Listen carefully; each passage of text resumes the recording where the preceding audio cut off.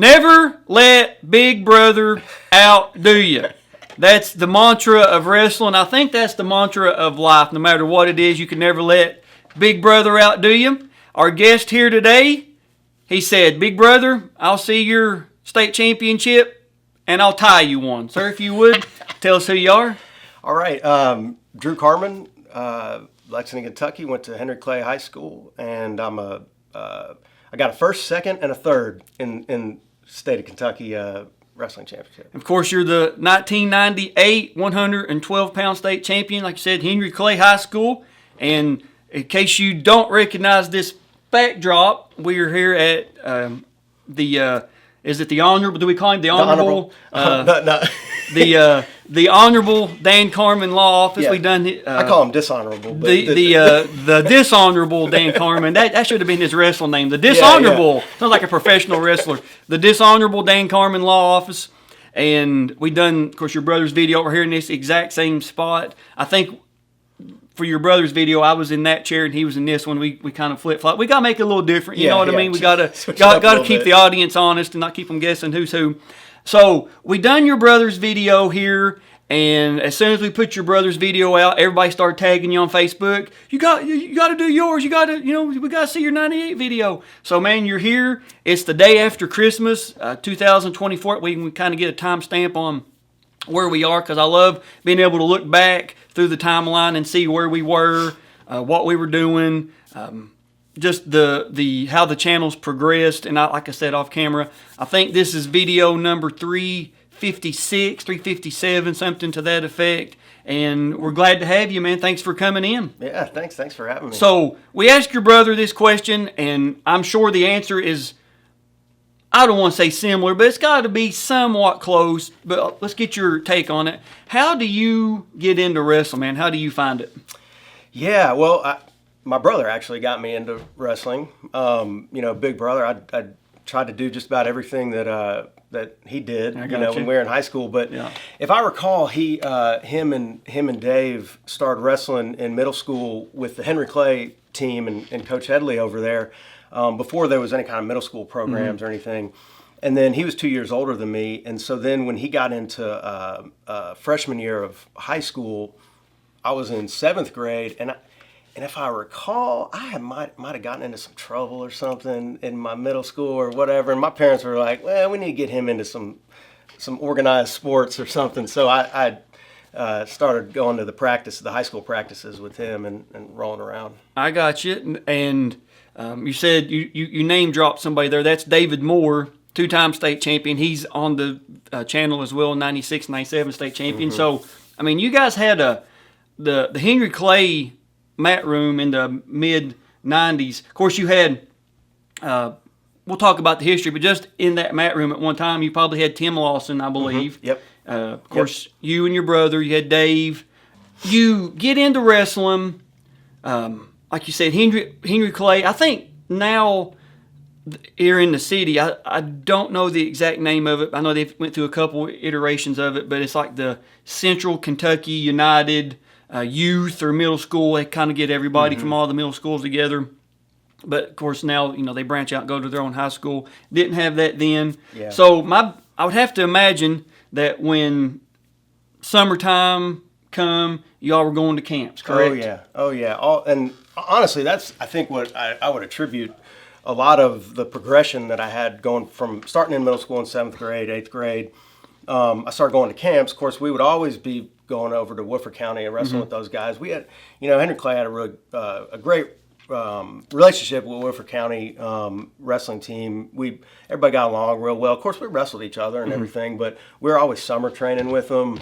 Coach Carr would take us up to junior nationals in the summers. But then I'd also go out to West Virginia at Ken Choto's camp out there in Huntington, I believe is where it was. And that was great, because then you start getting wrestling people from other states, and you really start to, and then just that repetition of summer wrestling over and over and over really made me progress, I think, a lot quicker than I would have had I not done that. And for those that don't know, Henry Clay, they had a coach, Garrett Headley, and Woodford County's coach, one of the coaches, Joe Carr Sr., they wrestled together at the University of Kentucky in the early to mid 70s, and I think from where you guys of course won't be able to see it, but I think we can see UK's campus from our vantage point here on the third floor of this law office, and I think you can see it from here. If not, it looks pretty similar. Close. It's close. We think we should be able to see it anyway. But there's been a lot of people, the Woodford County contingent on, the state champions we've interviewed, Henry Clay state champions, they've all mentioned on camera or off camera, in person or whatever, about getting the extra work with Coach Carr, getting to work with, like your Chris Dunn's, your Ian Horns, your Joe Carrs. Some of the names that we've been able to pull out from Woodford County in that area, finally putting mat time with what the Paul Bunyan-esque stories, especially JoJo. Man, yeah. I mean, that's, when we got Joe on the channel, it was like, oh my God, Joe Carr, we can finally watch Joe Carr Jr. wrestle. And state of Kentucky, the sport's growing. We're like to 124, I believe, is the number of teams. I think there's 280 member schools. Back in your all's day, there may have been 65, 70 teams maybe across the state. Now, the girls wrestling, last year was our first. 2024 was our first year for girls state tournament. And we're at the Horse Park, of course. It's just great to see it growing. But there's a lot to be said for that off-season work. Oh, yeah. There's a lot to be said for the camps. There's a lot to also be said for having a good practice partner in practice, and also somebody that you may not go to school with, you may know through meeting in camps. They live close. Like I know Jason Moore up in Northern Kentucky they call it the Barn, and there's been people from all over the state of Kentucky go up during season, off season, go to camps together. And the Barn up there in Northern Kentucky, right outside his back, of course he has a beautiful home, nice home, but right outside the back there's a barn. If you didn't know what it was, you'd think it was a livestock barn, and it's got wrestling mats and weights and all that kind of stuff. So we'd find anywhere to try to go roll around. And that is something about being this close, having this many wrestling teams. I mean, I'm sure at some point through the season or through your career, wrestled some of the guys at Woodford you went to camps with. I'm positive. Yeah. But just because you wrestle somebody doesn't mean that you got to be lifelong enemies. You know what I'm saying? Yeah, you got to, totally we go to this national tournament. Let's get together. Let's win this thing. Then when we come back, I'm going to bounce your head off the mat. Well, and you sit around these, the tournaments are long days, and you're all there in these gyms and stuff, just kind of hanging out, waiting on your matches to go down, and, you're getting to know these guys and stuff, and then when you see them in the summers and wrestling with them, you kind of just become pals with them, and if you got to wrestle them on the mat, you got to do it, but, you're still friends afterwards. And youngsters, this is before the era of cell phones. Yeah. You couldn't link up with somebody on TikTok and send them a TikTok. You couldn't send them, a Instagram reel. You couldn't friend them on Facebook. You couldn't do. If you wanted to talk to somebody, either for the most part had to write a letter to them, call them on the actually use the phone for its intended purpose of calling, or getting together in person. Yeah. And for most people that wrestle, that take it seriously and want to win, if you were with a couple wrestlers, you were wrestling somewhere. Oh yeah, absolutely. We find a gym or mat or not, somebody's basement or something. Coach Headley, he had a mat in his basement. Every once in a while in the summers, we take mats back to our house and put them in my garage. Your brother mentioned that. Oh yeah, we had Dominic come by one time. We rolled it out in the driveway. It was like people driving by thinking, what is going on at their house with these giant guys rolling around, and everything. It was like me and Dan and Dave. Yeah. Of course, me and Dan were tiny, and then Dominic, and he had somebody else with him. I can't remember, who it was. But these huge guys, rolling around in our driveway in our front yard. And I would say that was right after Dominic probably. He All-American at West Virginia University. So I would say whenever you guys had him over there rolling, he was probably training or in world level competition. Oh yeah, there ain't 100%. No question. 100%. I mean, it's not often you get Olympians, practicing in your driveway, in a suburb in Lexington, Kentucky. Yeah. But it was, great fun, and we just find anywhere we could go, find a mat and, practice, roll around and everything out of season. Well, let's talk about Henry Clay's state championship lineage, because as of this filming, we're in the middle of the 24-25 season, but I like to give the as of date. That way somebody can't go back, a couple years, oh, you messed. No, as of today, this is accurate. We know this. 21 state champions from Henry Clay. You're going to be video number 12 of 21 of Henry Clay. And let's talk about who's on the channel already, in case you're new to the series. Drew's videos brought you in. 1983, David Greathouse is on the channel. 1985, Shane Stamatis. 1987, Dominic. Of course, Dominic most outstanding that year. 1992, Tony Condi. 94, Tim Lawson. 1996 and 97, David Moore. Of course, your brother in 97. You in 98. Joe Whalen in 2011. And then his brother Mike Whalen in 2012 and 2014. 21 state champions. I think Dominic is the crown jewel of the Henry Clay. Yeah. I said in Dominic's video, he needs a statue somewhere in Henry Clay somewhere for what he's been able to do with his military career, Pan Am Games, West Virginia, or All-American at West Virginia, the number of world championships he won as a team and individual in Greco and freestyle. And his coaching, too. He's coaching now, too. Yep, he's coaching at a school. I think it's called Anderson. I think that's the name of it, right outside of Cincinnati. So, which is just as important as all that other stuff, because you're passing all that knowledge down. If you could pick, if you could go into a video game and create a coach, you would create Dominic Black. Yeah. And say if you could create, to create a character, create a coach, Dominic Black would be the A plus 100% pegged out on everything, because you couldn't pick a better person. Well, man, what's funny is you were reading those names off, and I remember in our wrestling room at Henry Clay before we used to wrestle in the old central office building, and there was this blackboard up on the wall that since like the 80s we'd been wrestling in there, and we would you'd get to carve your name into the wall if you made it to state. Okay. Right? So all those names on that list, as well as a bunch of others, were always carved in that wall. And I remember when I was in middle school coming up, I was like, man, I can't wait to carve my name into that wall. Did you get to do it? Oh, yeah. Awesome, man. We carved a name into it. Yeah. And the people that we haven't met with so far that we have videos for, we've talked to Matt Czar, 3-timer, 07, 08, and 09. We're going to get with Matt. It's just a matter of getting with him.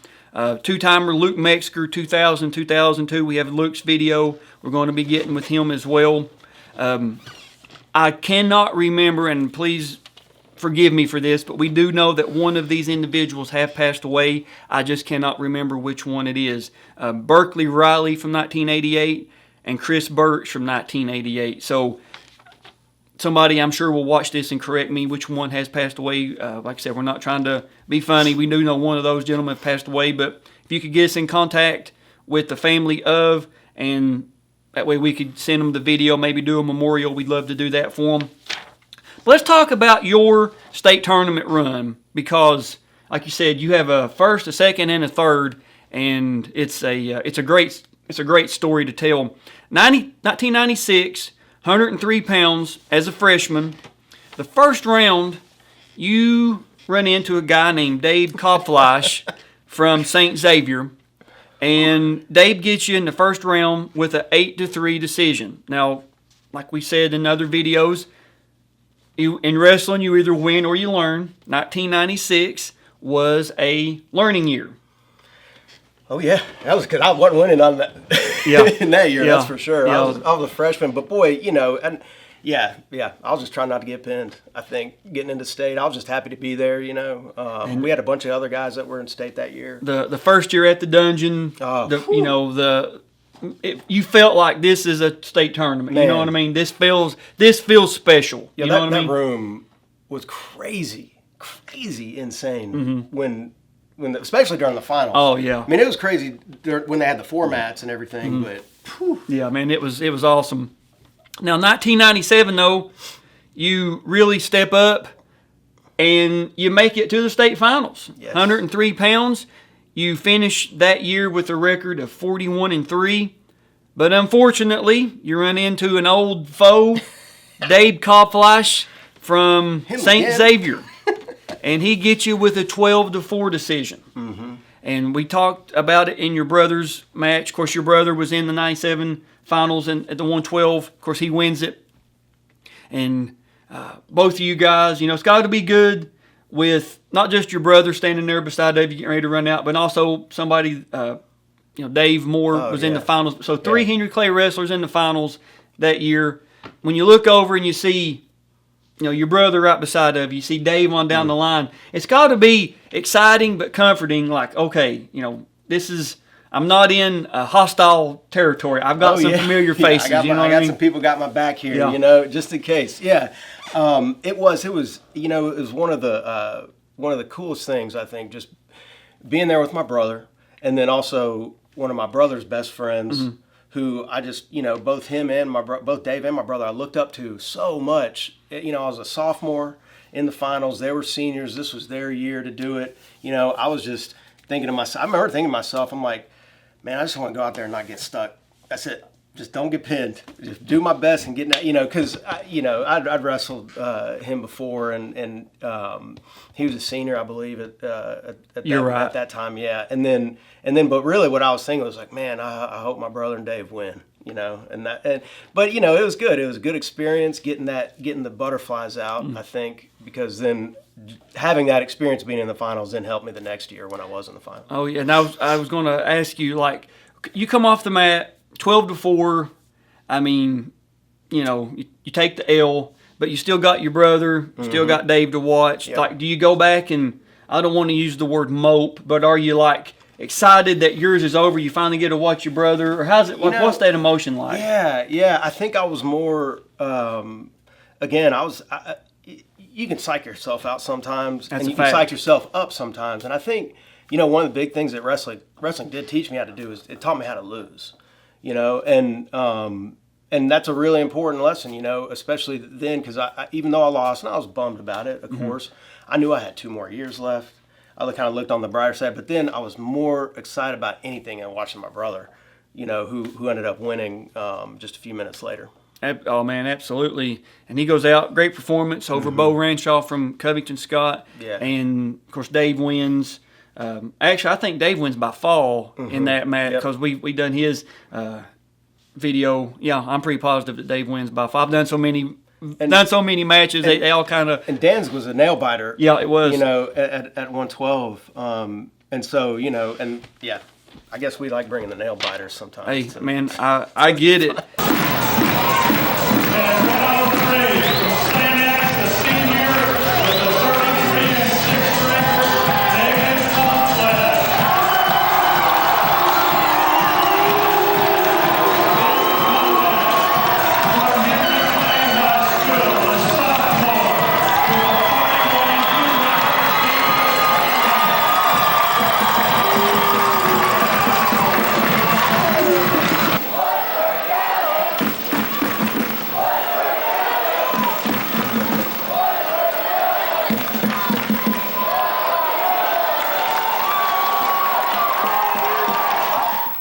Let's talk about your 1998 bracket.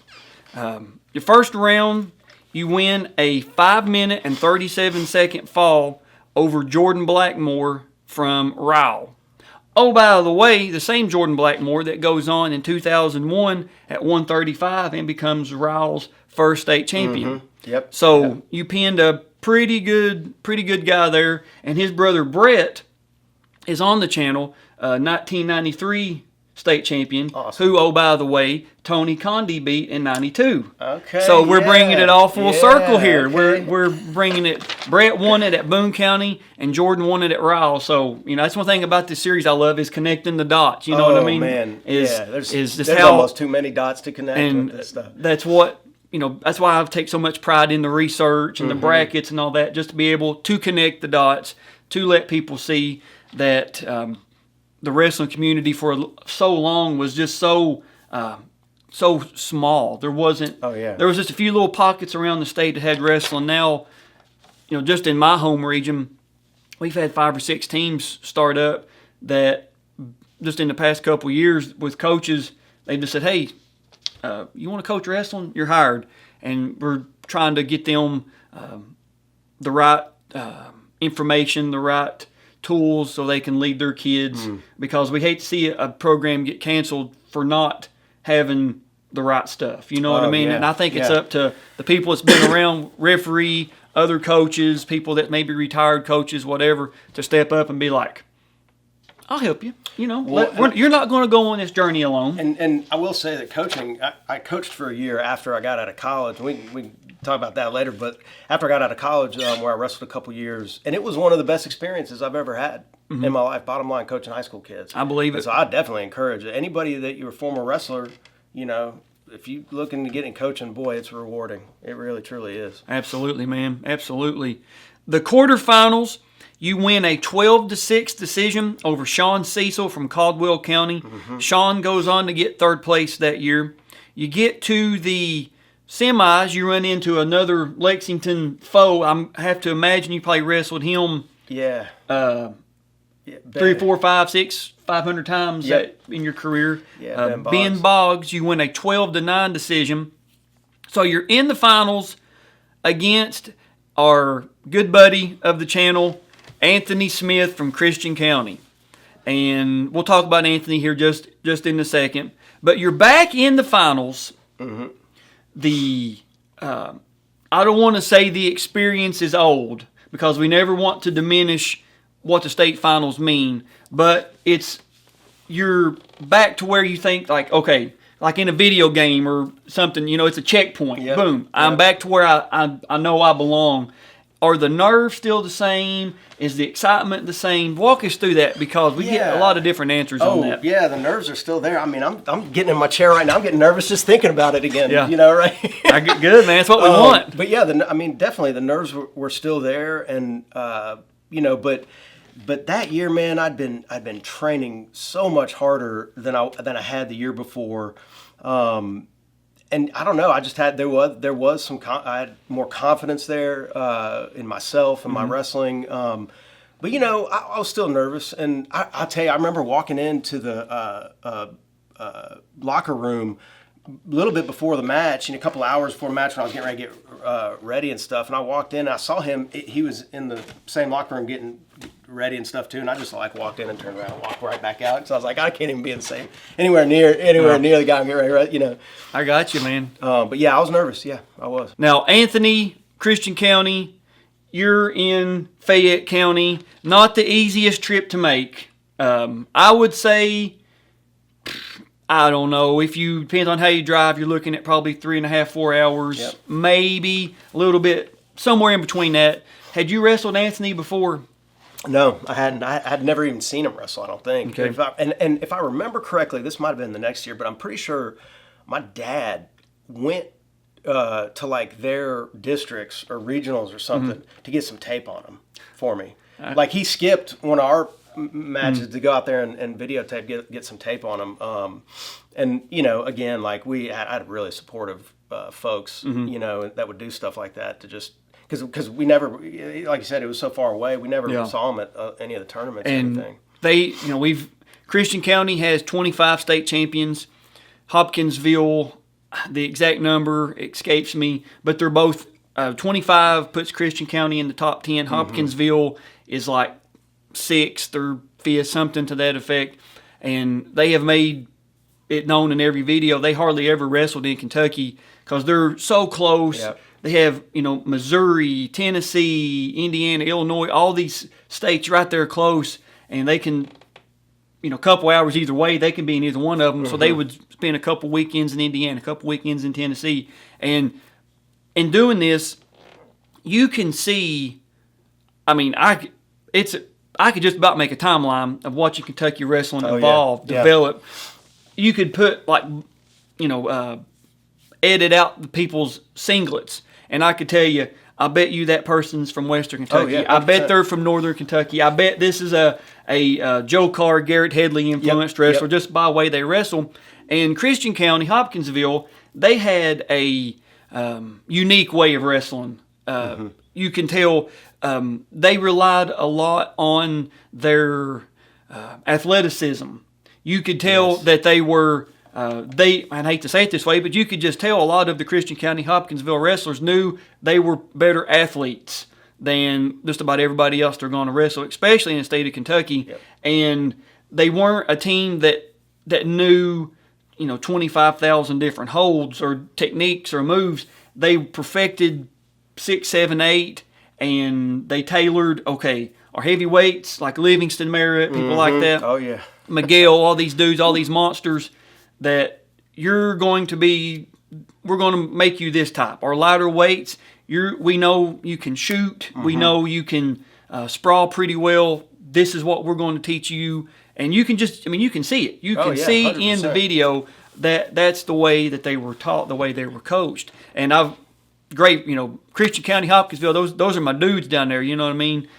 Damian, Livingston, Miguel, Sean Smith, Grady, Anthony, all those dudes down there, Chris Perry, AJ Green, Tony Harris, all those dudes, Robert Burnham, D, everybody down there, that's my crew. But what I'm saying all that to say, if you never wrestled him, what was the game plan going in? Had never seen Christian County. What was the game plan going in? I'm trying to think back on that, but yeah, I agree with your evaluation there on them. It's like, some of that bread and butter stuff, just they were good at. Like they were brawlers, and they could, hit those singles and doubles and just do it. It wasn't anything fancy. Absolutely. And that's really, just understanding that. I knew I was probably going to be wrestling them on my feet a lot, which I wasn't the best at. I was always a little bit better on top, and so yeah, I'm trying to think exactly what the game plan was going into that. I think it was just get out there and get after it, Because in '96, your brother wrestled Sean Smith, and of course Sean 2-timer '95 and '96. Now you're wrestling. I think, and I know as soon as I say this, my phone is I'm gonna get a message from both of them, Anthony and Sean. I think they're cousins. You would have to imagine. Well, they're badasses. That's yeah, for sure. they're great wrestlers. But I would have to imagine that Sean may have gave a little bit of you're wrestling his brother. They're watch out for this, or try this on them, and that's the way it should be. Yeah. I mean, you should be, if you wrestle somebody and you're on the same team or family or whatever, hey, give all the intel that you can give. Back then, you could keep people kind of secret. Now you can't. I mean, it's impossible to keep what you got, your lineup, especially with track wrestling, who wins, who missed weight. I mean, before it was a guessing game, and now you just can't. The finals are set. You win that semifinals match. We asked your brother this, and he said they stayed there. But this is your second time in it. Do you come back home? Yeah. Do you go to the hotel room? What do we do? Well, we didn't have a hotel because we're so close. Okay. And actually, I didn't think about that.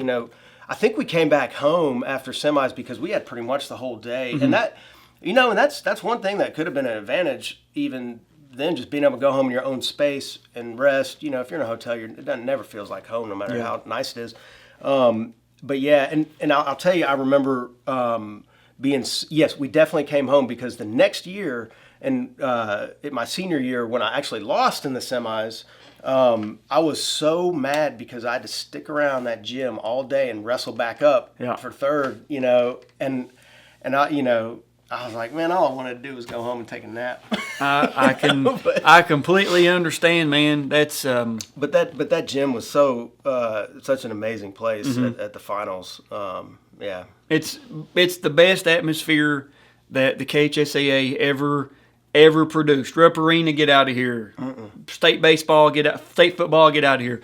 Under the lights at the Dungeon, 1996 to 2011, when the lights come down on that main mat, and you had the music pumping, you had people running out. I mean, it was a scene out of it's better than Vision Quest. We had Frank Jasper, the gentleman that played Frank, Brian Shute on Vision Quest, on the series, and we showed him the 97. Actually, it was David Moore's 97 finals. Oh my swear gosh, to you, that's awesome. And we showed him one of the girls' state championship matches from this past year, and he was like, this is incredible. Oh my gosh, this is unbelievable. Just the way that it was done. It was a perfect size. It was for that group. The way that the seats came down right to the mat. Yeah. I mean, it was just an absolutely incredible atmosphere. Now, I asked you when we first got here today, had you seen your match video in a while? But tell the viewing audience what you told me. Yeah, I don't think so. I hadn't seen it since. I mean, I'm right after the match. I might have watched it a week or two afterwards, and I don't think I've watched it since then. Yeah, my dad might have tried to show it to like an old girlfriend or something of mine over the years or something like that. I get it. So it's been a while. Well, at least 25, 26 years, something to that effect. And we have the face-off, the match, and the medal ceremony. So we're going to move a few things around here, get our camera set. We will see you guys and girls in 1998. Now you're seeing this blue screen, and for the people of a certain generation, this color screen, this is not something wrong with your phone or your tablet or your computer. This is that VHS nostalgic blue color that you just can't replicate. No matter what you do, you can buy every filter, every pack, every whatever. There's that old school VHS color blue when you put a tape in. They should make it at Home Depot, the little cards that have the blue on it. It's called VHS blue, I think. I agree. VHS tape blue, it should be the color. But the 98 video, it has an old school style intro that I just love. And every time we do a 98 video, I like to include it just for that factor. Just, I don't know. I can't describe it. It's just fun to watch. So like I said, we've got the match, the face-off, and the medal ceremony, man. Let's go.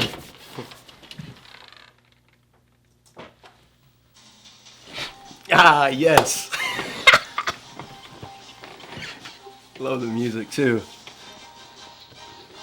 Boys Wrestling. Here we go. Farnham Dungeon Center, Frankfort, Kentucky. Yes. And that's what the medals look like right there, that logo. There you and Anthony are. There we go. And here's, of course, you're in the blue singlet with the yellow stripe. Mm-hmm. Oh, yeah. So from neutral here, man, what are we looking to do? Man, I was never the best on my feet. I always stayed pretty low, but I was just looking for an opening there. But, boy, I do remember he was strong. Yeah. Very, very strong. Just you could feel when you're grabbing him. Mm-hmm. He came in with that single leg, and I worked that off a little bit, that whizzer there. That probably should have taken me down, but we're just kind of looking for an opening, He was real strong on his feet, and locking up, you can feel how strong somebody is when you lock up with him. And I always recalled him being real strong in that regard. Trying to get some head, work his head a little bit there. Now, and move in. Is Coach Powell still coaching this year? Not at Henry Clay. Okay. Him and Garrett are up at another school, I think a little bit north of town. I forgot the name of the school. Like this year. Oh, 98. Yeah, he is. Yes. Okay. Yeah. Coach Headley and Coach Powell. Yep. That's what I thought. So, look, I'm trying to dump him there, and I just couldn't get the leverage on that. Because I was going to say, I don't think that's I think that's his corner. Yeah, I think that was his corner over there on the right. And I believe you have, I think that's our buddy from Northern Kentucky, Joe Neely, as your official. I'm sure. Yeah. I think it is. Yep. He has that unique body posture. And he just clapped at us saying, let's go. Let's go. What we doing, fellas? Let's go. I think we're just feeling each other out here, this first little bit. And then I think he just got a stalling there, yeah. Well, yeah, we were both just feeling each other out, I think, there at the beginning. I think he takes me down here, if I remember correctly. Maybe not. All right, so that's the end of a very fast first moving period. Yeah, All right, so you take injury time there. Oh, because my nose, when I was wrestling Ben Boggs in the right before that, I busted my nose open real bad, and I think it split open again there. Okay. And so they shoved a cotton ball up it or whatever. You can probably see it sticking out. So we're back neutral. Start the Back second neutral period. again. Yep, working the head a little bit still. When you had that blood time, was Headley and Powell giving you like any, look for this, stay away from this? He said keep an eye on that right leg. I remember because he kept going after that on that single leg, and so even though I still got it stuck out pretty far there, but see there he was going after it again. So I think I recall him just saying, watch that single, See, there he is again going after it. Right there, and see, I'm trying to. Yeah, it looks like I'm trying to get some leverage under him there on my right side, but that didn't work. Now now I got hit with the stalling, so he gets me right there. Yep. That was a nice lift. Yeah, and that's fine. And I was never as good of an escape as like my brother was. My brother could get out, stand up. I actually didn't really learn how to stand up real well until I got to college. But you can see I need to really start moving here. There we go. Get your knees up. Get those hands. I'm trying there, but oh yeah, he was cranking on that arm too. Yeah. Oh, I'll tell you one thing, and you can see it here. His gut wrench or his tight waist was like a wrench, man. And it was tight. There we go. I'm trying to catch that leg with my foot there and see if I could just pop him that way, but that wasn't working. So got up there. Let's see if I can peel that hand off. There we go. Just couldn't get that one out. It was close.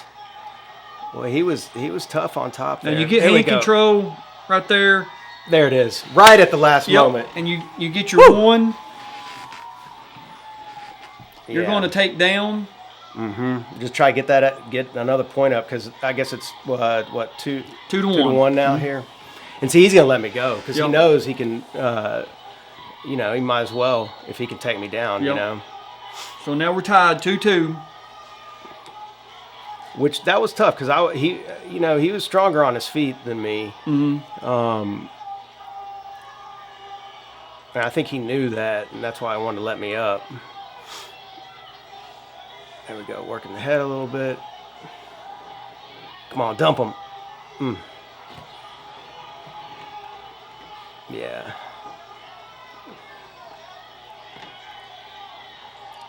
Let's see. There we go. Oop, tried to get that ankle there, but just wasn't quick enough.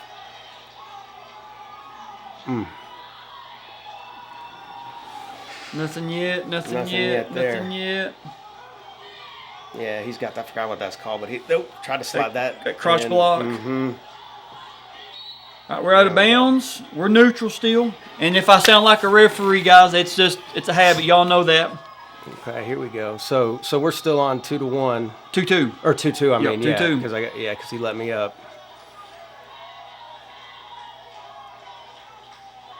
I want to say I'm not going to interrupt you, but the crowd's going back and forth yelling chants. Do you remember hearing the crowd your second time around, or was it? No, I don't, man. When it's like tunnel vision. Oh, see, there he goes, and I'm trying to get nothing yet. Reverse him on that, and I just couldn't get that in. Oh, nothing there.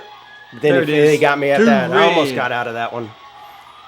It's kind of tunnel vision when you're in this here, and and I could tell. You can tell I'm getting a little tired here. We probably both are getting tired, and he's got that head in there, just cranking that arm. And again that tight waist is so tight. And here we're at the end of the match, or close to the end, I believe. And I remember him having that tight waist so tight, and there wasn't any room for slippage, and knowing that, he's just cranking my belly there. So it's 3-4 now. And that's where I hit him on that side roll. Yep. And getting a near fall count there. And then I about stuck him right before time. Yeah. Let's go. Time. There it is. And you got a 5-point move right there. Yep. You win by a final score 8-4. Oh man, I hate. I watch it now. My heart. I just hate that for him. my heart's just like, oh man, because I know how that feels too Yeah. to lose a match like that. I'm happy for myself. yeah, it kind of breaks absolutely. my heart And with him, you know. Of course, there's and you're on top, and Anthony comes in. Yeah, and there's Sean. Sean, there. yeah, yeah, Anthony. Sean's there in third. We were Oh buddies. yeah, Sean. That's right, Sean Cecil. Yeah, Cecil. Yeah. And man, that's where it ends. 8-4 decision right there in the last. Yeah. When it mattered, man, you was able to get a roll. Well, You was able to get a 5-point move and bring it home. And that's what I was telling you. I mean, Sean, I think he was honestly, he was probably a better wrestler than me, except in that last moment, you know. And that's what kind of wrestling's all about. Sometimes it's just like knowing those little things. And I just felt that tight waist just cranking on me, and there wasn't any room there on that tight waist, so I just grabbed it and rolled them. And had it not been so tight, I wouldn't have been able to hit that because it would have slipped, you know. Anthony, man, you're too strong. Yeah, too strong of a tight waist, man. But Anthony goes on in 1999, fourth place, 112 pounds. He ran into Isaac Knable. I didn't see the video, or the stories I've heard about that semifinals match with him and Isaac is that was probably one of the best semifinals matches the state has. I mean, for real. I'm not saying that in hyperbole. People still bring up how good of a finals that was. Then in 2000, at 119 pounds, he gets back to the finals, comes up a little bit short against Charles Smith of Fern Creek. So, man, excellent performance against a great wrestler. Anthony was actually on my list of best wrestlers to not win a state championship. I made that a couple years ago. Yep. And I was like, man, of all the people that deserve it, it's just definitely for him, for sure. Yeah. Making it to the finals twice, losing to Isaac like that, and Isaac being a four-timer, just a absolute phenomenal. Anthony, man, we didn't get on top of the podium, but you had a great career. Just ran into some absolute hammers. Yeah. I mean, that's all you can say. Now, 1999 though, man, 125 pounds as a senior, come in third place. Charles Smith, the same Charles Smith that beat Anthony, all these crazy tie-ins to people that we're talking about. Charles gets you with a 3-2 decision. They're in the finals, and of the semifinals. The semifinals. Yeah, I'm sorry. Yeah, and he ended up going up and winning that year. He was a two-timer. And man, I tell you that of every wrestling match that I've ever wrestled, that one I think is the one that's in my memory, burned in my memory the most, because it's the one that I lost. You know, and like I was saying earlier, you know, wrestling it taught me how to lose too. You know, how to because that I lost and I had to get up. I was really upset, but you know, you got to dust off, and I had 2 more matches to take care of that day to get third, and boy, I did not want to wrestle those matches, but I did, and I came back. So I was going to say, if you get beaten in that semis, you drop down. The loser goes for 5th and 6th. The winner goes for third. And man, like I said, you was able to pull yourself together and get third. It'd been easy to, like you said, to lay down as a senior, been in the finals twice. Man, I don't want to wrestle third. I don't want a bronze medal. I don't want to do that. What are we doing? I've already been on top of the podium. Yeah. But like I said, sometimes, man, you got to learn how to lose, and wrestling can teach you that, especially nowadays. You know, this is my 19th year officiating. I do, you know, everything, elementary, youth, middle school, high school, state finals, whatever. And now doing it for so long, you're seeing kids that couldn't even get through the handshake without wanting to fight, or without crying, or without if they get pinned in 10 seconds, run off the mat to parents or a coach, whoever it is. And now you see them in high school and they're winning tournaments. They're ranked in the state, and you're like, man, I remember that little guy or girl used to throw her ankle band or throw her hip as soon as she come off the mat. And I actually have a 0-1 record as an amateur boxer as well. But boxing's a whole different bag of worms. Yeah. But yeah, so that's maybe my next tattoo is 0-1, one and done for my boxing career. But losing isn't the worst thing in the world. Absolutely. Now, before we go on, you brought some mementos that I want you to show off. So if you would, go ahead and grab those for us. Oh, they're just a couple of these pictures And here. you're going to see these on the screen as we. So the first one here, the black and white one. What do we got? Oh, let's see. Actually, that's one I grabbed. I don't know what that is. I grabbed a box of pictures from my mom's basement. I'm in town from Texas. There's that. But then I found then I found these. Let's see what we got here. This is from the States. So that was my not semis, quarterfinal match, I believe, with Sean, or who was that with? That had to be Sean because you wrestled Ryle's black and orange, and then, of course, Dunbar's red and black. And this me and Ben, got that hand raised, and I love the digital camera. Got the little date on the date stamp. Oh, dude, those are the best. What we got next? Yeah, those are Ben Boggs. That's the semis match. Okay. And he was Dunbar, and we wrestled a bunch. We were kind of buddies, Great photo, man. Oh man, and then we get to that's me. Yeah, that's me during the match. Okay, so this is and I think that's Anthony behind you. It is. Yep, that's his semi-final match. We got the semis there. I'm sure Anthony will like to have a copy or at least see that. And you can, guys, you can see if you never was. I mean, that yellow stripe there at the bottom. That's where the seats end. I mean, people were literally right on top of you. On the mat, and that's where they brought everybody out. This is the Parade of Champions for 1998. I'm sure people will love to be able to look at this and pick yourself out. Yeah. And as you're seeing this is the first actual good photo we have. You see that Henry Clay banner, but behind it, or at like the back of the photo where that head score table was, that's where the warm-up mat was. Yep. That's where the finalist ran out from, in the videos. And I believe, is that a Henry Clay mat? Because I wrestled on that mat. Yeah, it's a Blue Devils mat. It's before they pulled all of them just to have that one in the middle. This would have been, I guess, that Friday morning, probably. And then that was the face-off that we saw a little bit earlier. This is... get the light out, face off. Get the glare off of it. Him running out. Yeah, man, that's a. Who took these? You remember? My mom probably did. She actually took some pretty good ones too here. That's right at the very beginning, first round, and then this is a great photo, a great start. I mean, I'll never diminish having photos. Photos are great, but when you got the video. And actually can time this up. I may do that. I may actually time up the start to that and put it in the video. Well, then you got right when I turned them, there at the end, and I have my dad was my dad and mom. My dad usually always taped the wrestling. Every wrestling match I probably ever wrestled, he taped. But he had to get somebody else to tape it for that one. I guarantee it. It's just too. Don't doubt it one bit. And then those were the ones on the box. Now the podium, excellent shot there. This will be your thumbnail, I can tell you, because it's just something about that old school podium shot, man, that you just can't. It's just awesome. It's everything about it. You can tell, man, the wind didn't stand a chance in the '90s. All those windbreakers. I mean. It just didn't. It just didn't. Get the wind out, man. Just a phenomenal shot.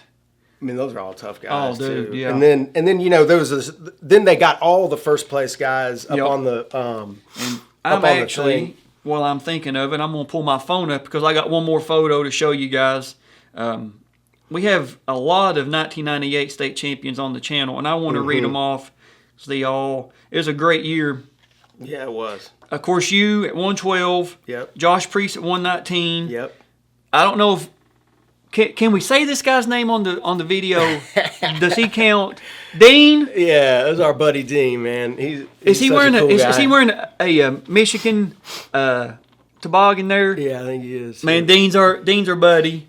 Is it the CWA hat you're wearing? What is that? Which one? That's actually an Iowa hat. Oh, is that what that is? Yeah. That's an Hawkeyes hat.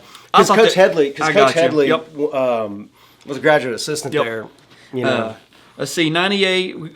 Dean Williams at 125. We've talked to Dylan Bell. He's going to be doing his. Oh, he was tough. Our buddy Chris Dunn, David DeStefano from Simon Kenton. Oh, man, I love Dave, man. Rick McCarthy at 152. Ian at 160. Jason Dietrich at 189. Josh Whitaker at 215. Oh, yeah. And then Chris Floyd at 275. And I've got something else I think, man, that you and you and Anthony made it onto the cover of the 1999 program. Oh, I think we did. Yeah. And I've actually, I've got that program here on my Facebook, and I actually timed up the image from the match to the image on the program. Oh, cool. Yeah, I want to make sure that you can see it here because I want to get your reaction to it. Yeah, I do recall that, I believe. And that was, man, there was so many great wrestlers that year, man. Oh, yeah. The ones that won and you know, the ones that Let's see the ones that here. didn't. So the photo you guys will see is from the second period. You're trying to stand up and get hand control. Oh, that's exactly it. Yep. And let's see. There's the program on the front, and it's got the graphic design on that. Dean. Oh, yep. Clint and Valentine, or no, Dylan and Valentine. Oh yeah, man. You and Anthony, tough, and Ian, and I forget the gentleman he wrestled. William Randall from Eastern. Oh, yep. And of course, Ian was most outstanding that year. Yes, he was. Just a great year of wrestling, 1998, and just a great. With this series, and I said it earlier, is you can watch the progression of Kentucky wrestling getting better. Yeah. I've said forever, the match that changed Kentucky wrestling that we have on video is in 2001, Derek Mullet from Sheldon Clark and Chad Dalton from Simon Kenton. Chad won it in 2000. Of course, Derek wins it in 2001. Derek passed away on us, done his memorial video. But that match is the first time you can see both wrestlers scramble and know what they're doing, not just out there just going crazy, like actual scramble, like we know it today. And then you can start seeing it leak out into other teams, other people throughout the years. You really don't see both. You might see it 10, 15 seconds in a match, but you don't see it the whole match continuous. And that, like 97, 98, 99, you can tell the Kentucky wrestling as a whole is leveling up. He reached tipping point that just set it up. It's not just a couple schools that are really good. You can see other teams are learning technique. Other teams are filling lineups. Other teams are getting better. And like I said, the 99 or 97, 98, 99 year, you can really see a difference from the 97 video to 94. You can see a major difference from 98 to 95. I mean, and no offense to our friends that won it in 95, but you can just see 3 years difference. It's like, whoa. Yeah. You know, what are we doing here? I'm gonna get photos of all these. Yeah. Now we've covered a lot of ground. You covered a lot of ground to get here. I think you flew in. What was it, from Versailles? Is that right? No, a little bit farther from that. I came in from Austin, Texas. Yeah, back home for the holidays. Thank you for coming in. Well, I'm sure your family appreciates it more than I do, but I know you've been a highly requested individual on the channel to do your video and get with you after we done your brothers here. Everybody was like, you got to get Drew. Yeah. So here we are. Now, like I said, we've covered a lot of territory, talked about a lot of things. Is there anything that we haven't talked about? Anything you'd like to say, add, take away? Anything of that nature? Not really, other than thank you for doing this. This is so awesome. Nostalgia is a wonderful thing, and I think this is all very important work you're doing. This is super cool for both people my age that are coming back and watching these and everything, but for kids who are watching it and learning a little bit and everything. And just thanks. I'm happy to be here and happy to be on the channel. The first, like every year, the Kentucky Wrestling Official Association, we have, like now in the state of Kentucky, high school age, I like to use the word kids, but high schoolers can sign up to be a licensed official with the KHSAA in our junior program, and we mentor them at this tournament, show them, hey, let's hold our points up a little bit long. They'll just go in, and they can do middle school events and below because we're so short on officials. Sure. And this past year at the training tournament, the reigning 100, now the weight class has changed, 113-pound state champion named Christian De Los Santos from John Hardin High School. He was there officiating, and one of the Woodford County wrestlers that won it in 2004, Rusty Parks Jr., won it at 112. Rusty was coaching, Christian was there Yeah. officiating, and I actually got a photo. I was like, "Hey, Wait a second. Christian, come here. Rusty, do you guys realize you're 20 years apart?" And they were like, "Are you for real?" I was like, "Yeah." They bonded right there, and I got a photo with them, so you guys will see it. It was cool to connect the dots. There was a lot of state champions there that we've done videos with. They're coaching, or dads, or uncles, or whatever there. And it's cool, being able to. This series has become the glue, if you will, for the generations of Kentucky wrestling. The geography. It's not just one pocket of the state. It's not just one specific school or one, 5, 6 year, 10-year gap, whatever. It's from the Mississippi River to the hills of Pike County to the Ohio River to the Tennessee border, 1964 to present day. And we just want everybody to know that the Kentucky wrestling is leading the charge. There's nobody else doing what we're doing. There's no other state, no other sport doing what we're doing with the series. And as I've said in so many videos, as long as I'm able and I'm on this side of the lens, there'll never be another sport or another state do what we do. We'll always be leading the charge. And it's stories like yours. Yeah. Your brothers, Henry Clay as a whole, just being able to tell the stories that should have been told long ago and give you guys the recognition you should have had long ago. Well, I thank you much for it, man. Well, man, I believe we've reached a great ending point. Thank you all for watching. We will see you guys and girls on the mats.